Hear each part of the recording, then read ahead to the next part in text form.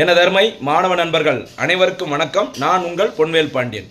இந்த பதிவில் நம்ம பார்க்க போறது தேசிய கல்விக் கொள்கை மற்றும் தமிழ்நாடு மாநில கல்விக் கொள்கை தொடர்பாக பார்க்கலாம். சரிங்களா?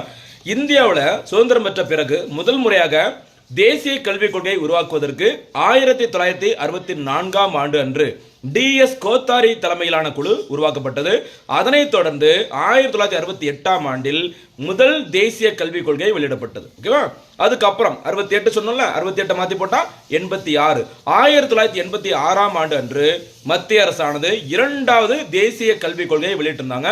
அதுக்கப்புறம் கிட்டத்தட்ட 35 ஆண்டுகளுக்கு பிறகு சரிங்களா, ஜூலை 29, 2020 அன்று மத்திய அரசானது மூன்றாவது தேசிய கல்விக் கொள்கையை வெளியிட்டிருந்தாங்க. இந்த மூன்றாவது தேசிய கல்விக் கொள்கையை பரிந்துரை செய்வதற்கு என்னென்ன சிறப்பம்சங்கள் உள்ள இருக்கலாம் அப்படின்னு சொல்லிட்டு அந்த பரிந்துரைகளை வழங்குவதற்கு ஒரு குழு அமைச்சிருந்தாங்க. அந்த குழுவின் தலைவர் யார் அப்படின்னு பார்த்தீங்கன்னா கஸ்தூரி ரங்கன் அவர்கள். சரியா? கஸ்தூரி ரங்கன் அவர்கள் இஸ்ரோவின் 5வது தலைவராக இருந்தவர், தமிழ்நாட்டை சேர்ந்தவர். ஓகேவா?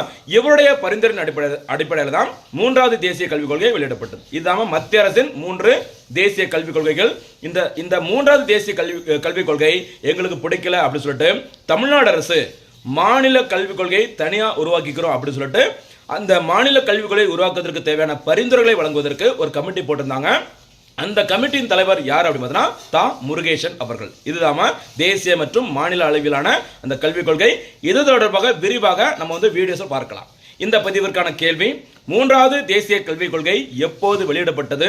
மூன்றாவது தேசிய கல்விக் கொள்கையை பரிந்துரை செய்வதற்காக உருவாக்கப்பட்ட அந்த குழுவின் தலைவர் யார்? அதே மாதிரி தமிழ்நாடு மாநில கல்விக் கொள்கையை உருவாக்குவதற்கு பரிந்துரைகளை வழங்க யார் தலைமையிலான குழு அமைக்கப்பட்டது? இதற்கான பதிலை கமெண்ட்ல சொல்லுங்க.